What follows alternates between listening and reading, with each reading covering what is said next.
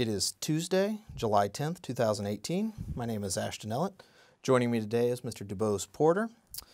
Born and raised in Dublin, Georgia, Dubose Porter has had a long and distinguished career in public office in Georgia politics. He's a graduate of Davidson College and the Cumberland Law School at Samford University in Birmingham. He was also a founding partner of the law firm Nelson & Porter.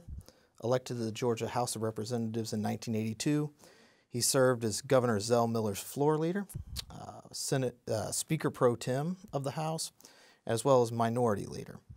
He retired from the House of Representatives in 2011. He was an unsuccessful candidate for the Democratic Party's gubernatorial nomination in 2010, but the party elected him chairman in August 2013. Re-elected to serve a full 4-year term in January 2015, he was also president and CEO of the Dublin Courier-Herald Publishing Company. Chairman Porter, thank you very much for taking the time to join me today for another installment of the Two-Party Georgia Oral History Project sponsored by the Richard B. Russell Library here at the University of Georgia. Thank you very much, sir. Good to be with you. I wonder if we can begin just telling me a little bit about your childhood and upbringing. Well, I had a really wonderful life growing up in Dublin, Georgia. My grandmother was one of these wonderful, strong Southern women who she'd gone to Agnes Scott, and then when the Depression and the boll weevil and all hit our area, this is this wonderful person who taught everything from Latin to agriculture. Her husband, who was a lawyer, passed away with when my dad was 11.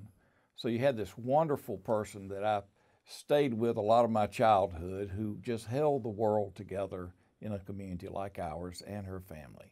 So I grew up in this wonderful, loving environment. My dad was mayor in Dublin for a couple of terms, and we just, we grew up in a place that his family had belonged, just been there a long time. He and my mom met here at the University of Georgia, actually in Gene Odom's first ecology class.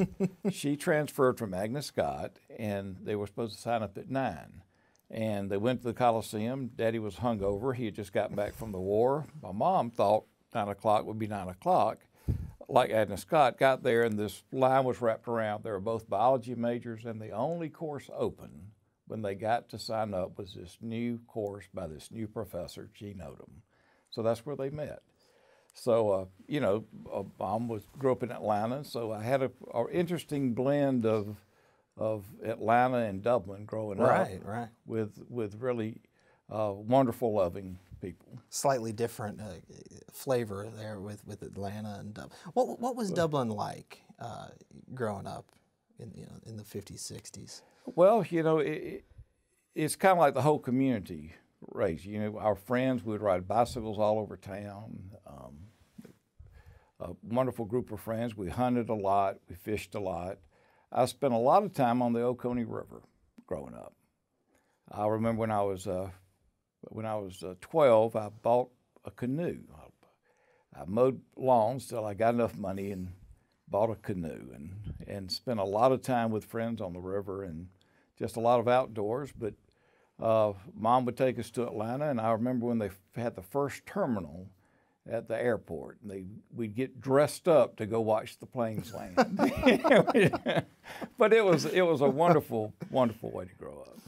So you've mentioned Agnes Scott. Obviously, you weren't going to college at Agnes Scott, but you've mentioned the University of Georgia. But you ended up at Davidson College up in North Carolina, up in the mountains. Both of my grandmothers went to Agnes Scott, which I think is kind of interesting too. One from Atlanta, one from Dublin. And my mom started out there and then transferred here to Georgia. Right. But Mom had a lot of friends who went to Davidson. My older brother went to Davidson, and I went to visit him and really loved the school, and ended up going there. And it opened my eyes to a broader world. I'm glad I had the experience of a liberal arts college. I didn't think I would end up where I ended up, but I became an English major. I thought political science and would be what I would be interested in. But, you know, I started reading Faulkner and Flannery O'Connor and realized that I couldn't name them, but I knew these people that I'd been around. And I became just voracious about reading all I could. And about different writers and different historians who reflected through novels. And Davidson gave me a view of the world that I'm really thankful that I got. You mentioned political science. Were you politically active while you were in college? While you were reading Faulkner and Caldwell? Well, and all these I folks? was a governor of Georgia Boys State in 1970. There's a wonderful picture of me and Zell Miller because Blustermatics wasn't there that day, and Zell was lieutenant. You got to shake hands with the secretary. Oh, well, yeah, of the party. Yeah. Yeah, and and I was co-president. We blended the two high schools in Dublin. Okay. There was the African American Oconee High School, and there was Dublin High School. In my senior year, they merged. And so what year would that have been? that was in 71. Okay, yeah. So I was elected to be the co-president to represent those from Dublin, and a wonderful friend of mine became a wonderful friend. Jerome Pearson was the representative from Oconee. He went to Tuskegee and then to medical school, and unfortunately passed away about 2 years ago. But I think Dublin's always been a little more progressive. My dad was mayor during the time of desegregation, and we didn't have a lot of the issues a lot of other towns had because we all grew up together and loved each other.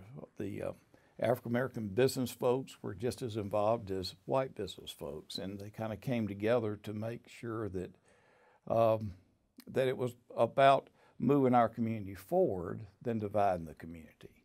And I think that was fairly unique in the South.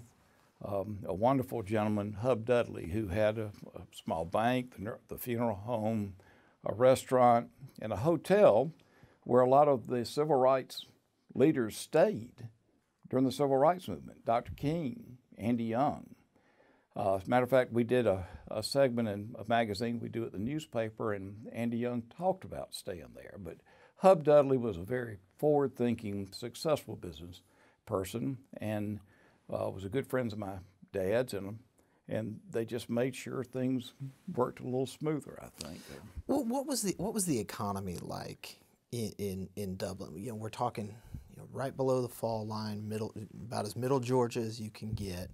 What was the economy like growing up, and explain sort of those economic shifts and transformations that have happened in a lot of communities like Dublin in middle Georgia?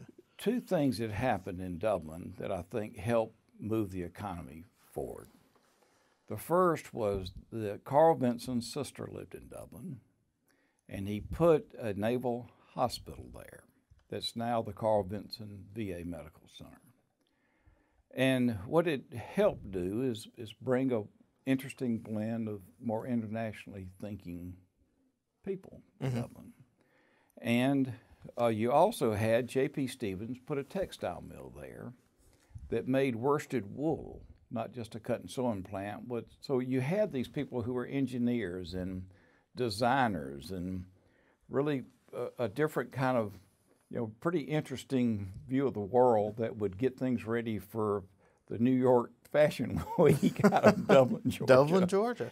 But it ended up employing like 1,500 people. Wow. But what that did locally, now the economy was still predominantly agricultural. Sure. But what it did is allowed people to be able to work a shift and farm. And it provided a lot of resources to allow people to live in a better house, to send their kids to college, to, there are a lot of women who work there that it gave opportunity in place where there was none. And between that and with the VA, then the economy was kind of built around that. And I think that changed things from a purely ag-based economy to something more diverse. How important, and this would have been early, mid-1970s, how important was it to get an interstate, I-16 running from Savannah through Soperton, for obvious reasons? For a long time, it went from Atlanta to Soperton, but by way of Dublin. Right.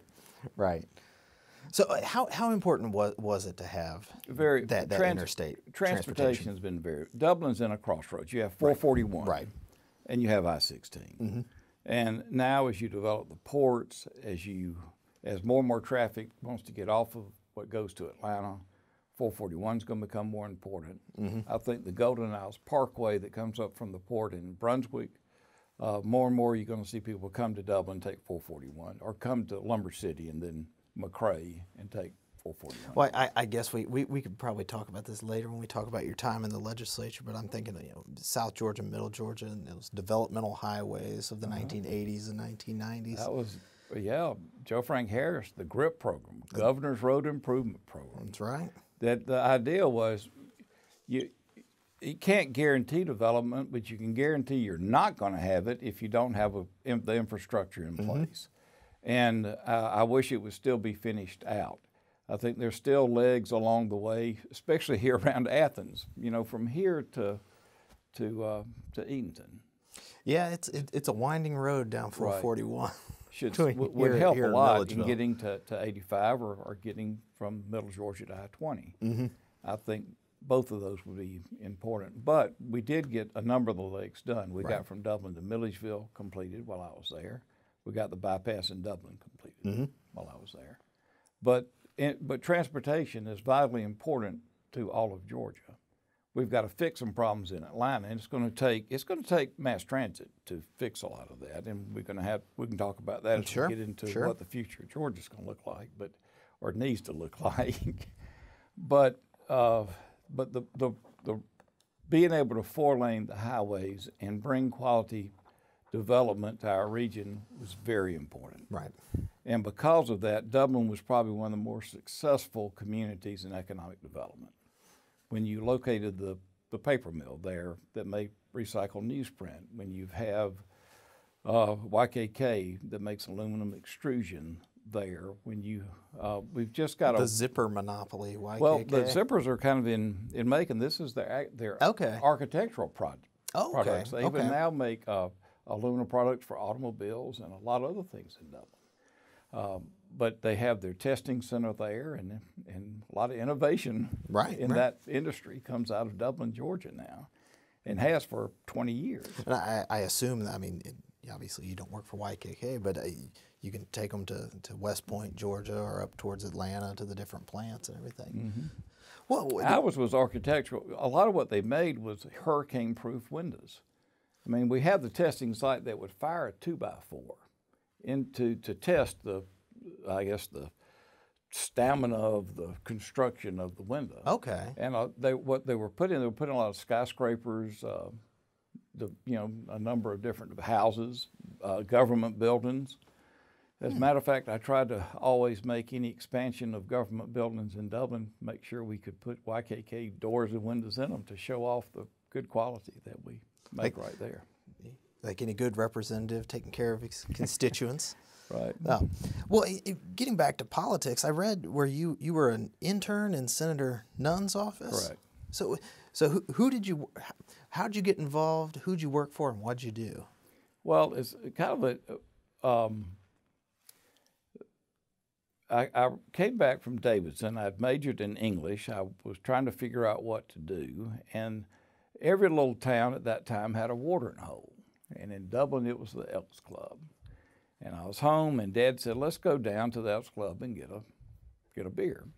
So I ended up sitting next to a guy named Jim Hammock, who had grown up with Sam Nunn, and he was talking to his daughter, and he slammed the phone down, and he said she was going to intern with Sam Nunn and decided not to go. "What are you doing this summer?" And I said, "I don't know yet." He said, "Do you want to go to D.C.?" I said, "Sure." He said, "Can you leave in 3 days?" And I said, "Yes, I could." So I packed up and went to D.C., and it was another transformative time. Yeah. Because Sam Nunn is such a wonderful, thoughtful person to work for, and you worked with a great office of a lot of smart people as well in his office. So what that gave me is a view of a broader of politics that kind of sparked my interest, and because of that, I came back and I went to law school where I had not planned on before. Okay, so you saw, correct me if I'm wrong, you saw a law degree as sort of your entree into politics. Well, that's what makes things work or not work. So I applied a little bit late to Georgia and Mercer, and they were very snooty about having to meet their deadlines, and Cumberland accepted me. So I decided not to waste a year and went to Cumberland, had a wonderful experience there, and came back. I was going to go to Savannah, but my law partner, who became my law partner, called me. His father had died, and he called me and said, "Have you ever thought about coming back to Dublin?" And I really hadn't. He said, "Well, I have your grandfather's law books in my library. Why don't you come talk to me?" And my granddad and his dad and uncle had practiced years ago. And a lot of his law books really were in the office. But anyway, It wasn't just deployed to get you right. So anyway, Jim and I were friends, and it was a great opportunity to come home. And about 2 years after being home, Roy Rowland, who was a wonderful family friend, was in the legislature, was looking at running for governor, and then decided to run for Congress, which opened up his House seat. And that's when I decided to run for the legislature. So tell me about the thought process. You're 28 years old at this time. Never really planned to come back to Dublin. And just a few years in Dublin, you decided to run for the legislature. Well, I'll tell you what the thought process was. I came home, and it was when the recession of the early 80s. Mm-hmm. Remember, the prime rate had shot up, and the economy was, and we lost a number of jobs. Those 18% interest rate mortgages and what happened. And I guess what happened is I came back and saw the opportunity that we should have for that region. We had tried to take a vote to put a junior college in and been voted down 10 years earlier. Okay. And I thought, my law secretary is smarter than I am or was, but she didn't have the opportunity to go to college. Right. Because of things in her life. Sure. And I thought, what people need here is an opportunity for higher education. We need job training. We need things like that, and that's why I ran. And one of the first projects I was able to put together with a lot of help from Hugh Gillis was a branch of the university system there. And it was I considered it like a mini Georgia State. We never were going to have a residential college, but the opportunity to have classes. So we put a consortium together with Middle Georgia College and Georgia College and Georgia Southern, and it grew so fast because the demands there went. Not everybody can go off to college. Sure. But if you give the opportunity, they know that what it would do for their lives. So those are the kind of things I wanted to get done, and many of those things I was able to get done. So it was kind of more coming home, seeing some of the voids there, and feel like there are things that I could help get done. We talked about this a little bit during lunch, but you were a four-person race, four-man race, and you made it into the runoff by 100 votes. Mm-hmm. Tell me about your father had been mayor, but how many campaigns had you been involved in up to that point? Not that many, a few. What I did is I outworked everybody. I went to every house, I shook every hand, I knocked on every door, and talked about what we'd like to get done in education and jobs and things that we needed in our area.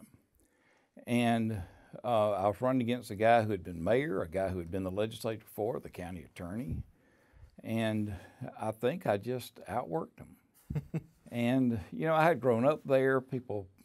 I will tell this story then.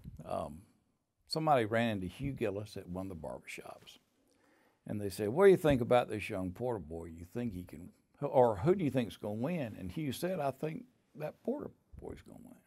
And they all were just shocked. "Why do you think that?" And he said, "Because everybody loves his daddy."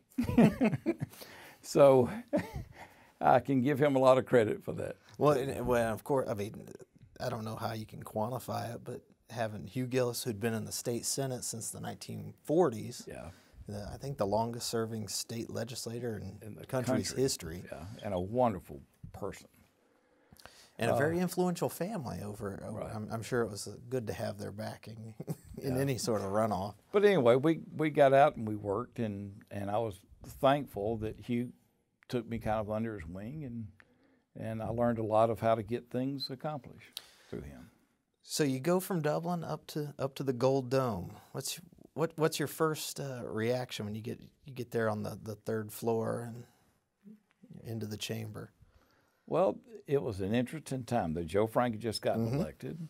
Tom Murphy was Speaker of the House, and had been there a while.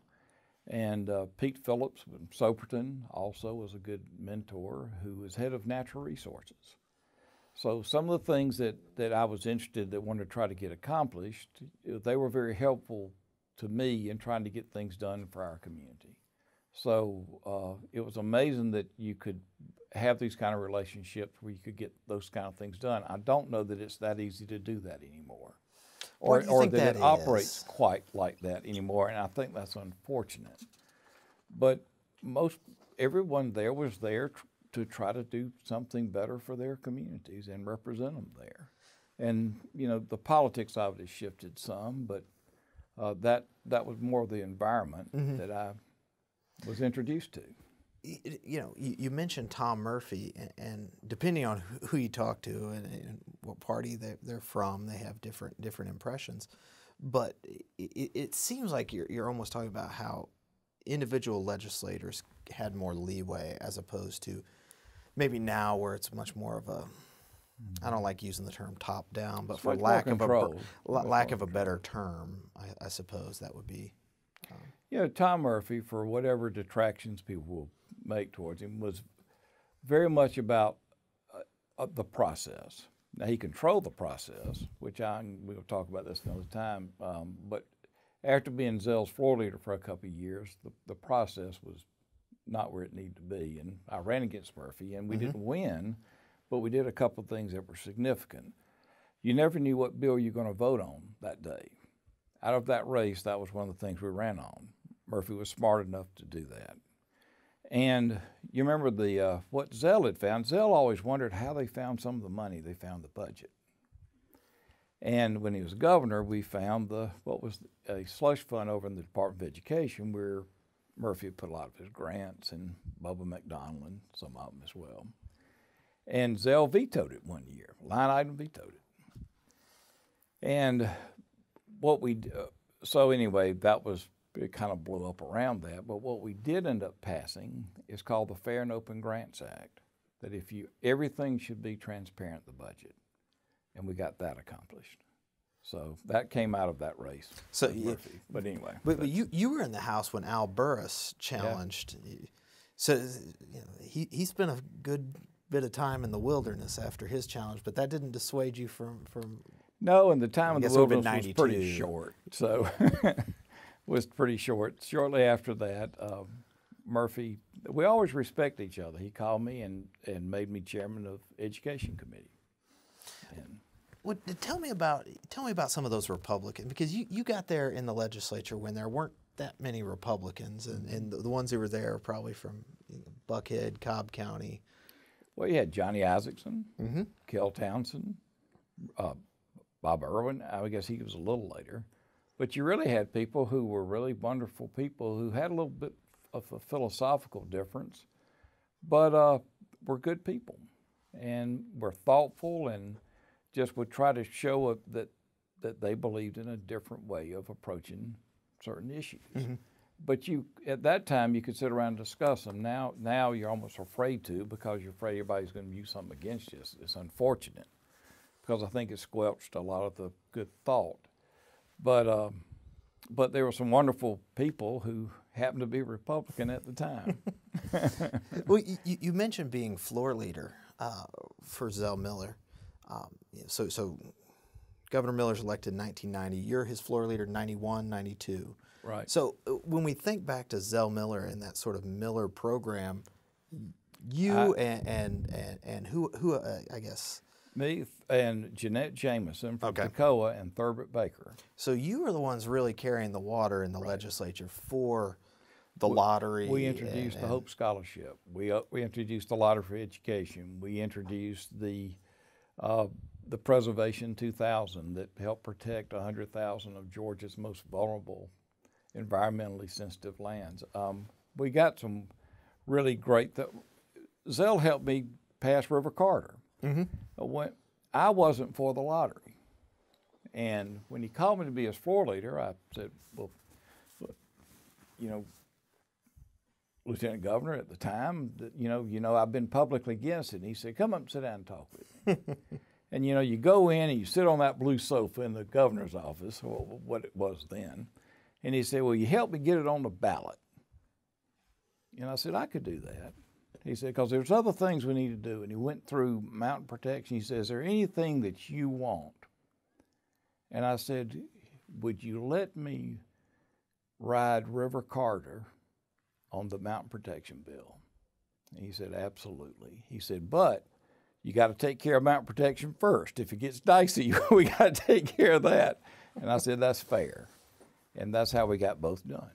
So anyway, Zell and I we got along wonderfully. What a smart guy, and engaging, and all these things that he had wanted to do that he knew would be better for the state, we got done out of the chute. The biggest was, of course, the lottery for education. Mm-hmm. I am proud that my signature is the first name on that legislation. And what it's done has been wonderful. I don't think what the Republicans have done with it have been exactly right. But the idea is if you work harder and maintain the B average, that you've earned the Hope Scholarship. When they changed it so that you have what they called in his name the Zell Miller Hope Scholarship, mm-hmm. for those that have a higher GPA, right, you lose the opportunity for everybody to have that because you don't have the same access to the resources. So for the first time, I think the Republicans changed it where it mattered where you were born and who you were born to as to whether you had the full hope or not. And that's something we can correct when we elect Stacey Abrams governor this year. But what started off was one of the first times that the nation looked at Georgia for the right things to do in education. The pre-K program, the Hope Grant in technical colleges, and of course the Hope Scholarship, and the Galileo, the thing that connected all of the academic libraries together. That's right.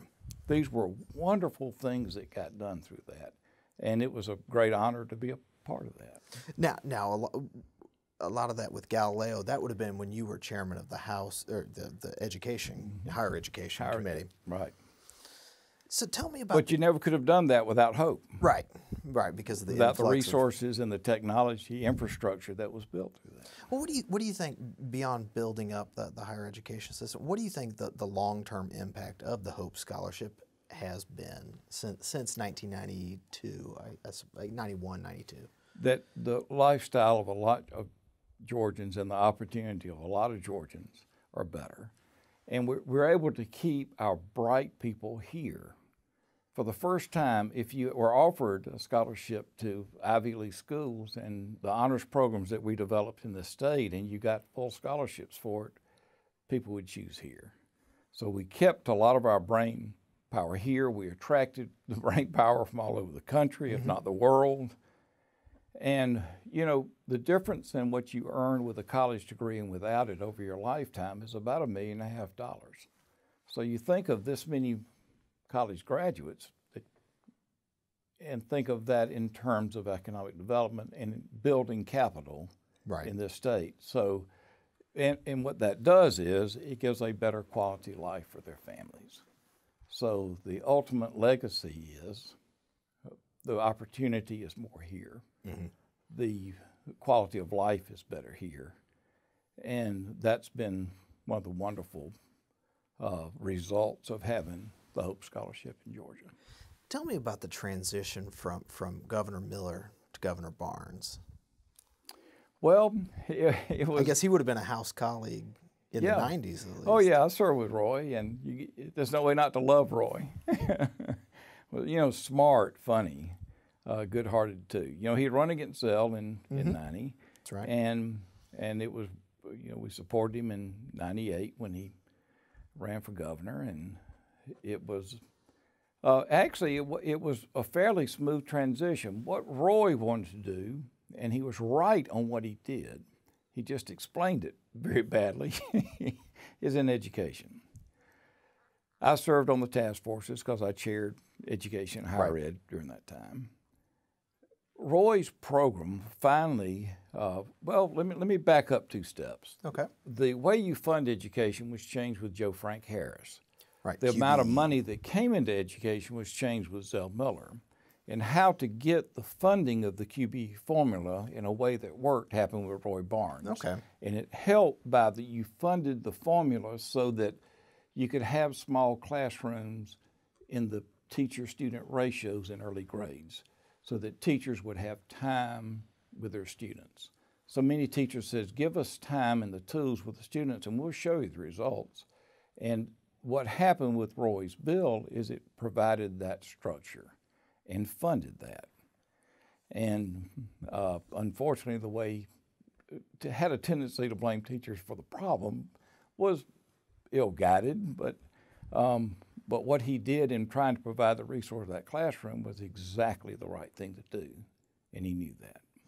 Well, you've touched on the teachers and the education funding, but also during Governor Barnes, you had transportation in Atlanta, the Northern Arc, and of course the state flag. Well, let's go back to 2 things. In transportation, we really thought we were going to be able to put a light rail system through Georgia. As part of the regional transportation And if Roy had a second term, we would have. If you remember here in Athens, we were so positive we were going to pass it, they added to the SPLOST, and what's now the bus terminal downtown was where the trains were going to come in. Multimodal transportation center. We knew it could happen, and I think it'll take a Democratic governor to get that done.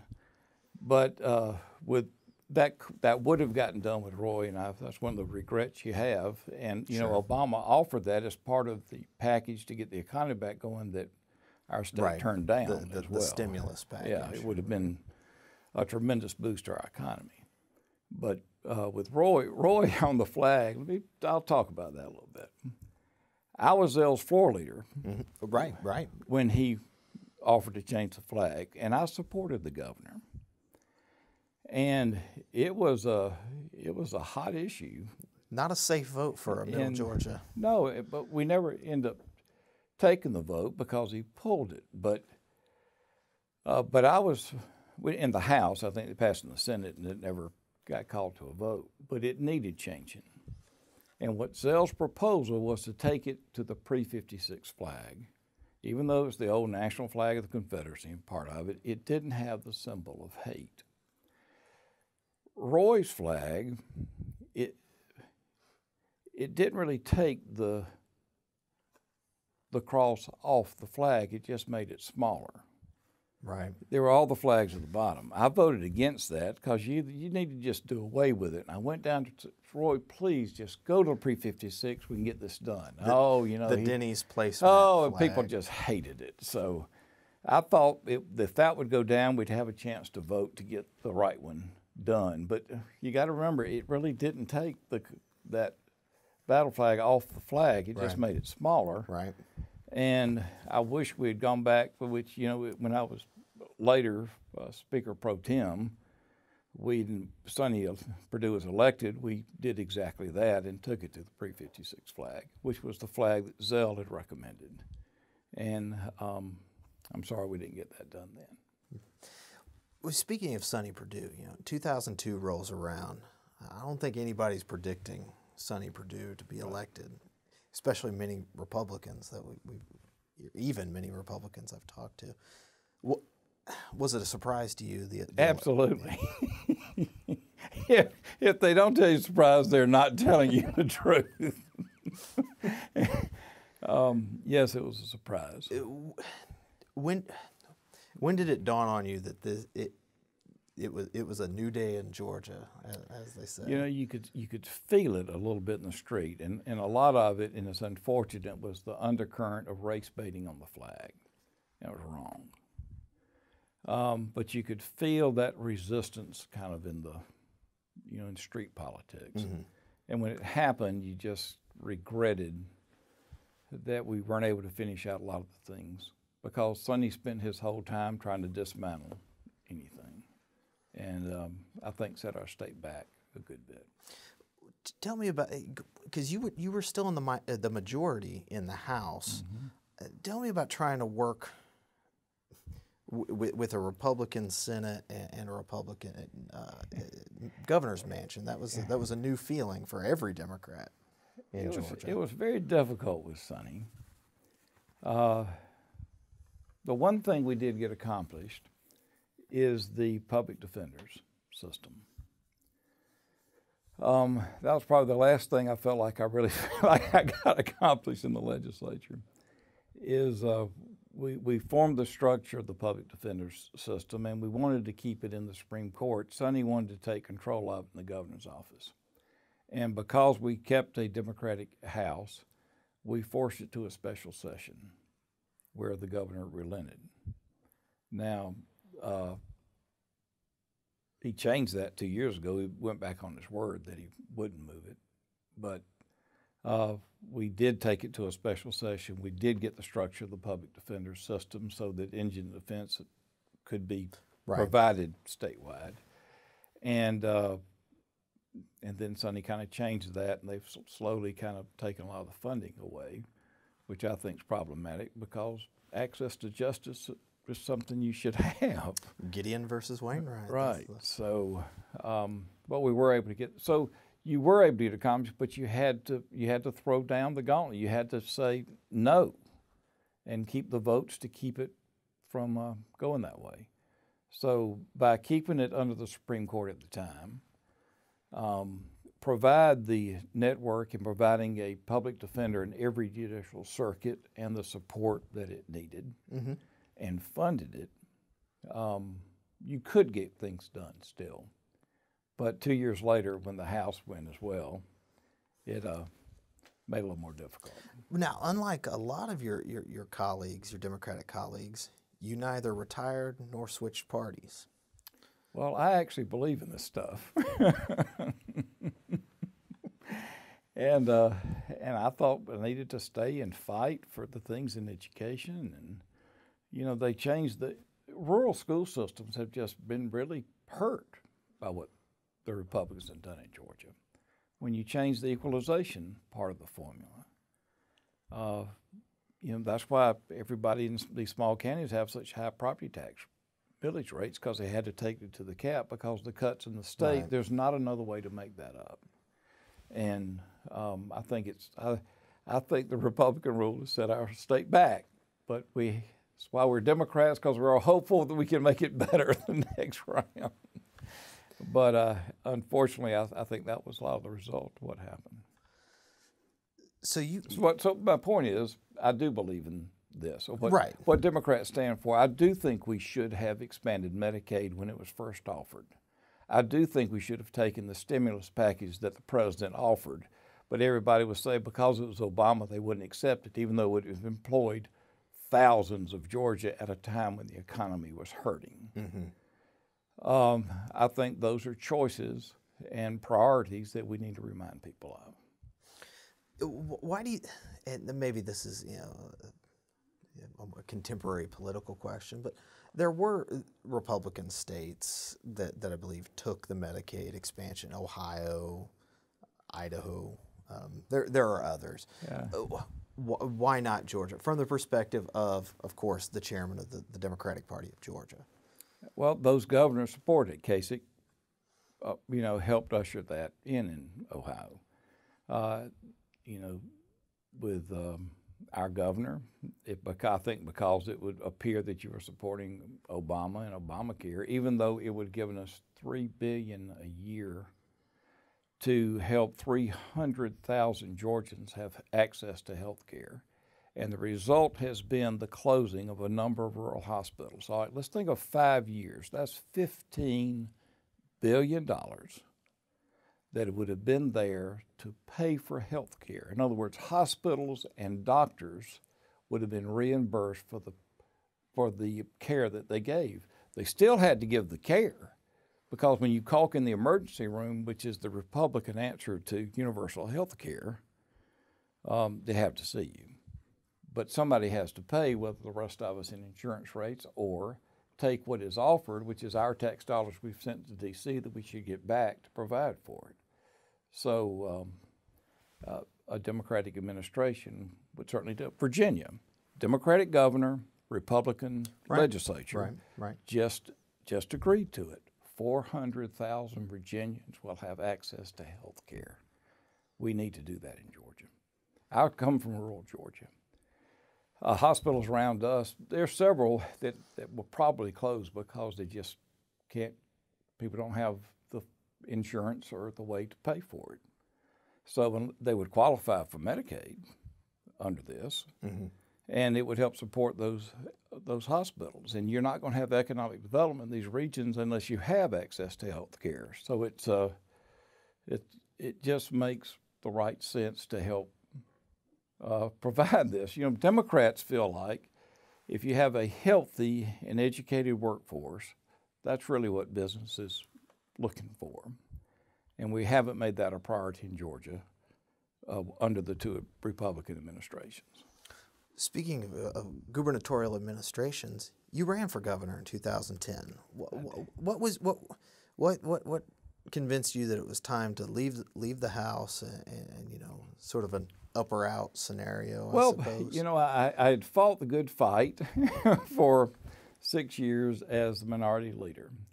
And there comes a time where it's either time to move up or move over. That I thought for my district, for my area of the state, it was time for, if I couldn't get it done, it was time for new leadership. But there were so many things that I certainly wanted to get done that only you could get done as governor. Right. And having been in the legislature for 28 years, it was time to try to do that. I didn't think Roy was going to run. Roy did. He could raise all the money, and he is good at that. Respect that, and he did. But I thought we needed a fresher face, and I wish he'd supported me, but that just didn't happen. I love Roy, but you know, it just didn't happen. But there were a lot of things that I just wanted to get done. I wanted to take the next phase in a lot of the things in the environment. I wanted to take the next phase in restoring what the priority should be in education, and I really wanted to do some intermodal transportation for the state, because sooner or later we've got to. It'll take 20 years to get it done, so you're going to start now or 20 years from now make it for you. You know, we need to do that now. The corridor from Atlanta to Athens would be one of the busiest. And look at the traffic between here and there now. I know it well. And, you know, we have the opportunity, if you could take it as far as Cartersville, you could get it on to Chattanooga. If you could get it down to Griffin, you could get it to Macon. And there are some partners that we could have federally to do that with really very little local commitment. But you got to have a governor that makes that a priority. So there were things that I wanted to get done that I knew I could only get done as being governor. So I gave it the best shot I had. And I couldn't raise all the money that Roy had, so I tried to shake every hand in Georgia. I visited every county. I really had a wonderful experience and met a lot of great people, and I'm glad I did it. But it was time to either do that or do some other things. Well, speaking of some other things, you were only out of the political game. You know, of course, you have the newspaper business and everything down in Dublin. What made you want to be party chair? Well, I didn't. And by the way, let me go back on that. Talking about growing up, I had the opportunity through a good friend of mine to buy the newspaper with them in Dublin. I had the opportunity. How many people have the opportunity to be in the legislature and own and run the local newspaper and just work on good projects for your community for your whole life? That's been a wonderful blessing I've had by being in Dublin, by coming back to Dublin. But anyway, to get to, the party was in a mess. The chairman had a lot of his legal problems because of his law practice. Sure. And he ended up in the federal pen over it. And the problem was I was back in Dublin very happy. Uh-oh. And they were saying, you know, we need somebody like Dubose to be chairman. Somebody who's been around a while, pull things together, help put this together. And they came to see me, and it was one of those things you go, well, maybe I need to help out. I had, well, what was forming is I was encouraging Michelle Nunn to run for the U.S. Senate. Okay. As we talked about, I'd worked for Sam. I thought she would make an outstanding U.S. Senator, and she would. So to run a statewide campaign like that, you need a party structure that's stable and credible and one that can be trusted. So when they asked me to do this from the party side, and I was over here trying to help Michelle, and certainly Jason Carter run for governor, Right. that I wanted to provide that part as my part of trying to help make that happen. Because I really believe it would have been better for our state to have both of them in those two positions. So I came back and helped rebuild the party. And what I did is I called a lot of old friends and new friends who knew this needed to be done, and we put the party back together. You mentioned Michelle Nunn and Jason Carter, and for a while there, in the polls, there were some high hopes. Why do you think that those two candidates, or Georgia Democrats more generally, weren't more successful in 2014? I think a lot of it was Republican wave, and our base didn't turn out to the numbers they should. You got to find a way to excite people in a new way, and I think we'll do that this time. But we wanted that, and it would have been better for the state, and we showed a different way of doing things. Mm-hmm. Michelle would have been so thoughtful and so deliberate and so wonderful as a U.S. Senate. Jason Carter would do a lot of the things that I'd wanted to do had I been governor. Smart, young guy. And there's still a wonderful place somewhere for Jason in the future. But I just felt like that would be my part in helping run those races, because I thought it'd be better for our state and our communities. Mm-hmm. Because, like I said, I really believe in this stuff. I do believe in getting public education funded and not divert money into private schools. I do believe that the clean air and water is better for our children and our communities, and I do think we've got to fix transportation in a better way. And health care. I mean, I just think people need access to health care. 2016, a historic election. Mm-hmm. And I've said this to multiple people during this interview. If you had turned on the television and you had just seen that Hillary Clinton, the Democratic nominee, had won Cobb County and Gwinnett County, mm-hmm. you would have imagined that the state would have gone Democratic for the first time since 1992. Why was Donald Trump able to win Georgia while losing those? By just a small percentage. I think the Hillary Clinton campaign made a huge mistake of not investing in Georgia like they did in North Carolina. We have better numbers than North Carolina. We have a larger African American base. We have a larger population of progressive thinking white people, men and women. We have a growing Latino community. We have a growing Asian Pacific community. Now, we raised over $1 million to the party and kept Trump within 2 points, 52%, because of the independent candidate got a couple of points and then Hillary, but your 5-point spread. We can close that gap, 200,000 votes. Mm-hmm. Now, since then, because of the work of what Stacey Abrams did, we've registered over 200,000 voters. People who are here in Georgia, citizens of Georgia, who need to go vote. So we're going to close that gap, and we're going to do it this year. Well, talking about closing the gap, John Ossoff in the Georgia 6th, mm-hmm. after Congressman Price was appointed to the cabinet, that opened up his congressional seat. Mm-hmm. Explain to me that race, that special election in the 6th district, John Ossoff versus 13 or 14 Republicans, winds up, loses by 4 points. We turned a 35 Democrat, 65% Republican district to a 48-52. That district was so gerrymandered towards Republicans, and we almost beat them still with this young, smart guy. Where we're starting with for the state, mm-hmm. All right, that's that congressional district. Right. Statewide, we're starting off at 48-52. we can close that gap in 2018. What do you think accounts for that 13-point swing? Is it purely a reaction to what's going on in Washington? A lot of it is, and a lot of it is this Republican government's not serving our very urban community there. Look at the traffic in Cobb County. Look at the issues and challenges they have. And a lot of the issues around other social issues, a lot more women voted Democratic in Cobb County. I think you had Beth Dupree-Faroki and others that worked very hard in recruiting Democratic candidates, rebuilding the Cobb Democratic women, and that was a result of their hard work of showing people that the priorities of Republicans are not really the priorities that are best for their families. So if you look at where Democratic candidates, state legislative candidates have won, Jen Jordan in Cobb. Would have been Hunter Hill's old seat, so Right. Buckhead, Cobb, and then right here in Athens with Deborah Gonzalez and Jonathan Wallace.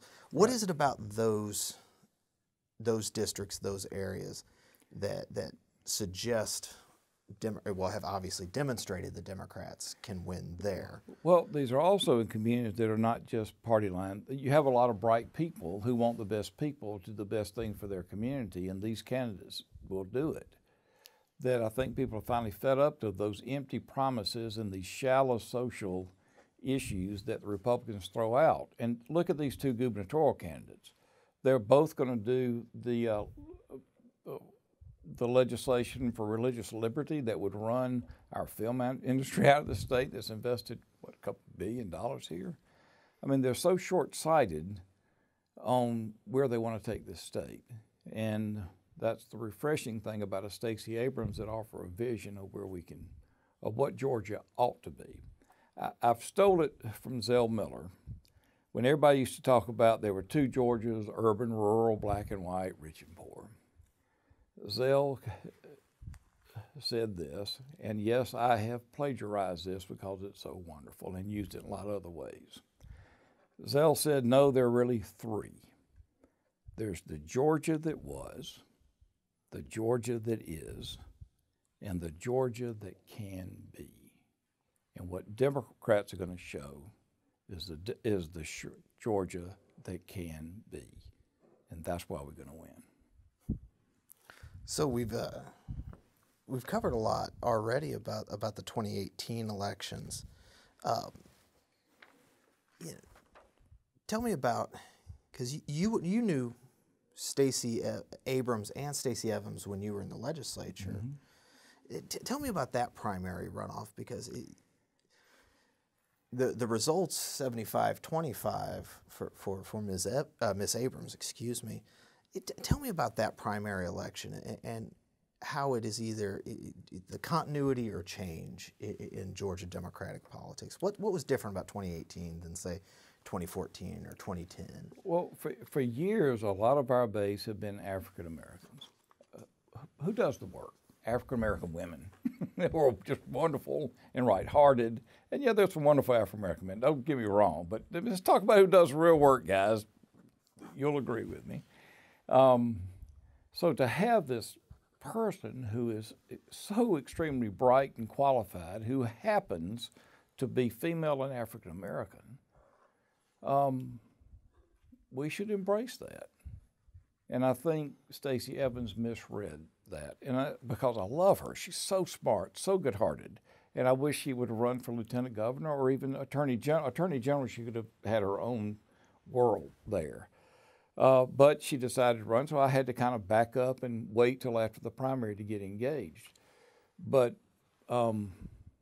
Stacey has a national profile in what she did in raising the money to register voters, in offering a vision for a southern state that can be progressive and move the entire country forward.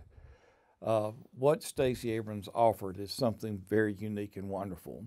And that she happens to be female and happens to be African American is only an asset. Where people, as you know, we all know, they would snicker about, you really think an African American female can win in Georgia? Well, yes, I do. And I did then, and I'm convinced even more today.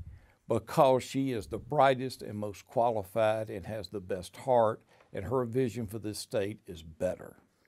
And that's why we're going to win. Well, let's zoom out a little bit and talk about, let's analyze a little bit. You were in the Georgia House for 28 years. 22 of those you were in the majority, as were Democrats in control. Why were Democrats able to control state politics for so long in Georgia? I think because of the programs we put forward. We helped public health. We supported education. The Hope Scholarship and the grant was, it was the social issues that divided the state and it's divided the country. And, whether it was putting the gay marriage on the constitutional amendment or, the things on abortion, those are wrong. And they also, it's taken Republicans have misrepresented where Democrats really are. No one is for abortion. Democrats do believe, though, that a woman should have the right to choose what happens with her own body, that if they decide this, and it should be something, and by the time a woman has gotten to that point, she has been very thoughtful about that it's her choice, and it should be safe, and it should be available. I grew up in a time before Roe v. Wade. In high school, I know personally friends who went to those coat hanger butcher shops in small towns in Georgia and in Atlanta. And that's wrong to give people that only choice. So on the issue of that, I think Republicans use that as wedge issues, and that's unfortunate because it was things that hurt people. And I'm glad we've come. I'm glad we've all evolved on the issue of gay marriage and being able to love and marry and cherish who you are and who you choose to be with. And I think by getting those issues to the forefront, they would never have happened without Democrats finally pushing to move that forward. And I think it will be a very divided issue, especially with the Supreme Court choice on what is available in health care and choices for women in the health care. And the Democrats will offer something very different what Republicans talk about. Back when you got involved in politics and before then, a lot of folks, they always ran as Georgia Democrats. Oh, I did. Sam Nunn Democrat. Right. Yeah. Or something of that nature. Yeah. Is there any distinction now between a Georgia Democrat and a Democrat? Not anymore. There was we mentioned earlier when we were privately talking that we're seeing a different age of politics in Georgia. Mm-hmm. When I had the honor of going to Jane Kidd's mother's funeral to Betty Russell Vandiver, of course, I was mentored by Hugh Gillis, who came out of this same era. Sure. It was kind of that era of the Russell-Talmadge politics in Georgia is now pretty well over. And what we're at the tail end of is the Sanders, Miller, Sam Nunn era that Nathan Deal, Sonny Perdue, Roy Barnes, Dubose Porter all grew up in. And what you're seeing in this election is the first time you've had people who are actually elected as Republicans running for governor. Right. Sonny Perdue elected as Democrat, switched parties. Nathan Deal elected as Democrat, switched parties. So you're kind of at the end of that, what was known as the Georgia Democrat, or the Sam Nunn Democrat, as we all like to say. And when you said it, people knew it was conservative, fiscally conservative, socially moderate, yeah. Well, we've all, because of how the world is now, we've had to take a step beyond that. I certainly have. I support the rights for people to marry who they love. I support the rights for women to be able to make the decisions for their own body. I do believe that access to health care is so important because I see what's been taken away from folks. When you cut public health, when mental health is now, the biggest provider of mental health is now in our prison system in Georgia, and that is so wrong. So it will take a Democratic governor to expand access to health care, to get education to where it needs to be in public education, to put our colleges and technical schools back to where they need to be growing in the national realm of things, and to have mass transit in a way that connects communities by multimodal or trains. And I think in the environment, I mean, how could anybody, Casey Cagle said he was against the buffers for streams. You know, we've got to educate people that rivers and streams are not the ditch the water runs through. It's the filtering system that filters the water as it gets into those streams, that goes down, that supports the fish, that with enough coal ash that goes into it that your daughters, if they're pregnant, should not eat because it would deform their children. We've got to put this in terms for people to understand. There are consequences when your priorities are wrong, and we certainly see them as wrong. Well, let's take a step back. We've talked about Georgia Democrats, but why and how did the Republican Party of Georgia become not only competitive but dominant so quickly? I think part of the national trend, social issues, and race. It's unfortunate now how comfortable that people can say things that would never said before about how they feel about race, about what happened up in Richmond, what happened in I think it was on social issues and race baiting, and unfortunately it took hold. And we've got to show that it's a better way. And sometimes you need somebody that sounds and looks like me to say that. And I'm very comfortable doing that. What do you mean by, because with Democrats for so long, there was the so-called night and day coalition of African Americans, the limited number of progressive voters in the state, and rural white Democrats from Lawrence County or Dublin, Georgia. And here's a rural white old male Democrat who believes there's a better way. And sometimes you need to hear folks like me, because it's usually old white guys who are railing against this stuff. And they're wrong. and I wouldn't be where I am today if I didn't truly believe that's wrong. I do believe people need access to health care. I think our communities are better when that happens. I do believe in education so much. Let me regress just a minute.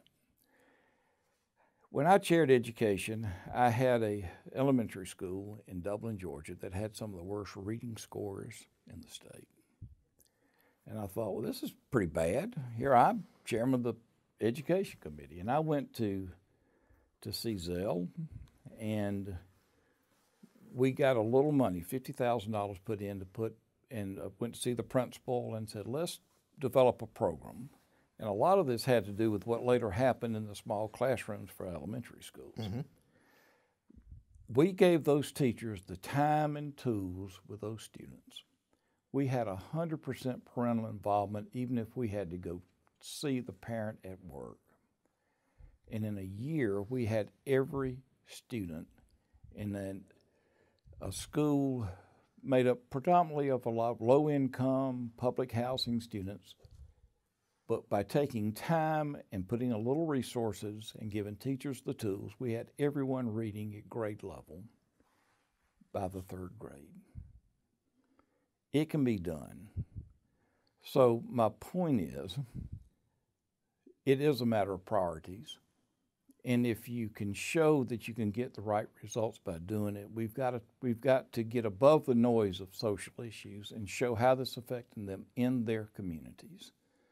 And that's what we're going to do here in 2018. But doing things like that does change lives, mm-hmm. and it can be done, and it can be done with children that people say it can't be done with. I've done it. Not me. I provide the resources for some wonderful people to get it done, and they got it done because I made that available. But we could do that statewide and be a better state for it. You've been chairman since 2013, chairman of the Democratic Party. Right.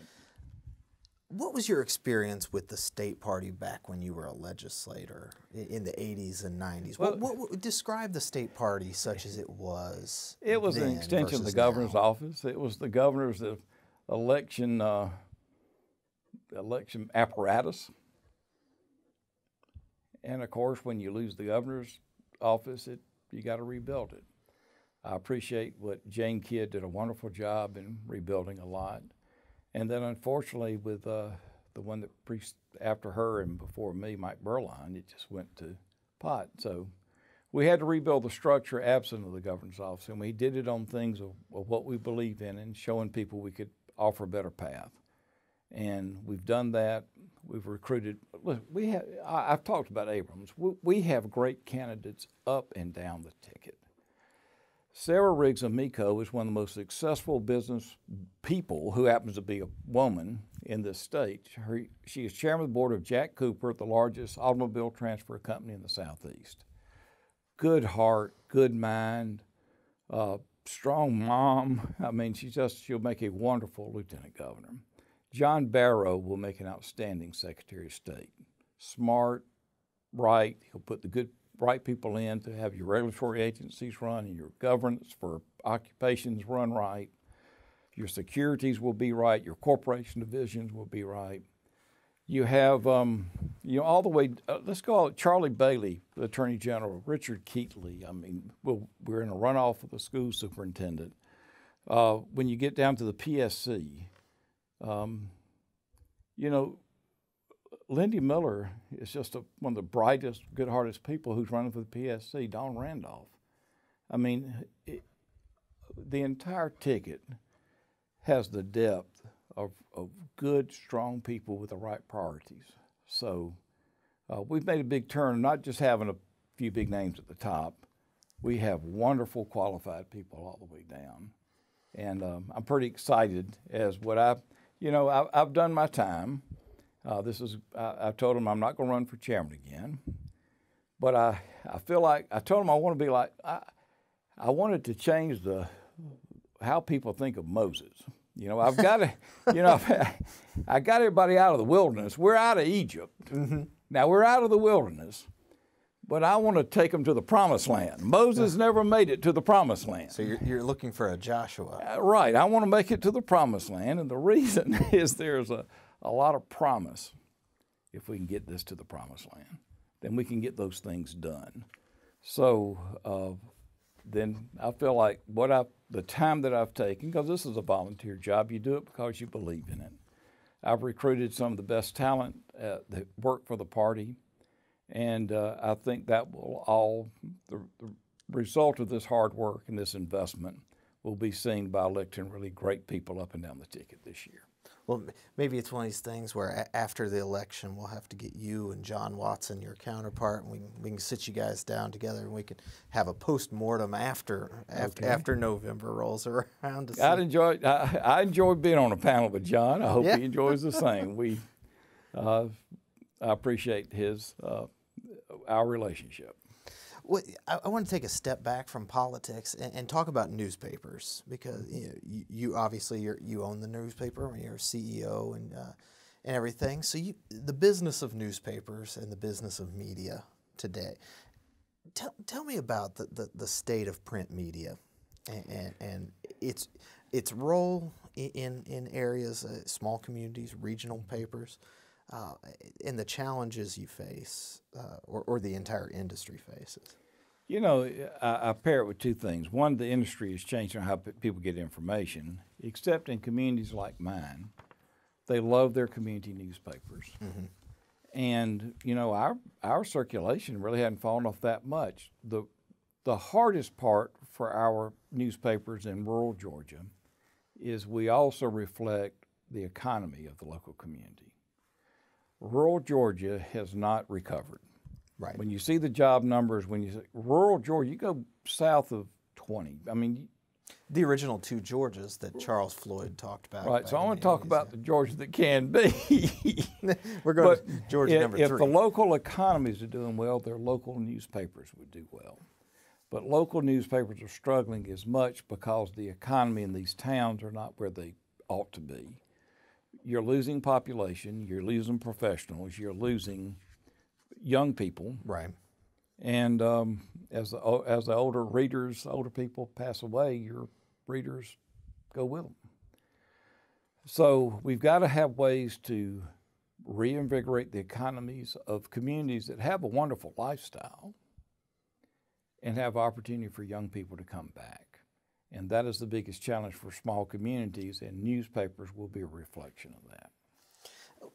You know, when you read sort of course, the national newspapers, New York Times, Washington Post, have somewhat been reinvigorated as of late for and you know obvious. It comes from subscriptions from millennials, online subscribers. It's been phenomenal. That's the biggest growth, and it's been big because millennials want facts, they want the right information, and they want credible sources for it, and that's been the result of the success of the New York Times and the Washington So Post. is that something that a paper of your size is online news is that just as important or more important anymore than the sort of the press? The press, press, the Dead Tree edition.